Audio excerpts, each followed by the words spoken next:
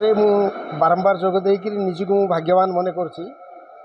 Doctor Achyut ସାମନ୍ତଙ୍କର এই ଅଭିନୟ ଯେଉଁ ତାଙ୍କର ପ୍ରକଳ୍ପ ଯାହା ମାନସ ପୁତ୍ର କୁହାଯାଇପାରେ এই ଆର୍ଟ ଅଫ୍ ଗିଭିଂ ଗୋଟେ ବହୁତ ବଡ଼ କଥା। ଏଇଟା ତ ଆମର ବୈଦିକ ଯୁଗରୁ ଦବା ଦବା ଦବା ଉପରେ ସମସ୍ତେ କହୁଥିଲେ, କିନ୍ତୁ ଆକୁ ବ୍ୟାପକ ସାମାଜିକ ସ୍ତରରେ ପହଞ୍ଚାଇବା ଏ ପ୍ରୟାସ କେହି ଆରମ୍ଭ କରିନଥିଲେ। ବ୍ୟକ୍ତିଗତ ଭାବେ କିଏ 5 ଜଣକୁ 10 ଜଣକୁ 50 ଜଣକୁ କହିଦେଉଥିଲା, कि भागवत चर्चा किए क्या कहीदे अलग कथा, किंतु आपको गोटे मास को आनिबा एवं हजार हजार लक्ष लक्ष लोक मु भावुची तो खाली ओडिशार नुहे इंडियार नुहे इंटरनेशनली भी ये पालन कराउथिबो एवं निश्चित रूपे गोटे विराट मेसेज सी निजे माई लाइफ माई मिशन कह जाए पर अच्युत साहू लाइफ भी तांकर मिशन, कारण से दबारे कौन माने केते श्रेष्ठता प्राप्त करा जाई पारे से प्रमाणित कर स्वामी विवेकानंद को वाणी की।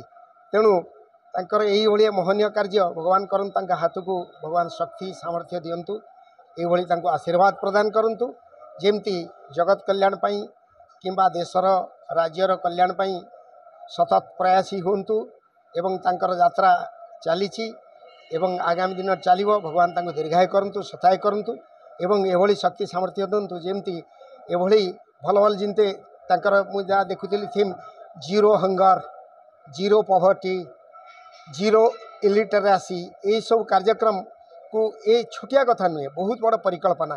ये परिकल्पना से श्रेष्ठत्व प्राप्त करंतु, भगवान ताको आशीर्वाद दिंतु। अनुष्ठान प्रति मोर शुभेच्छा, धन्यवाद।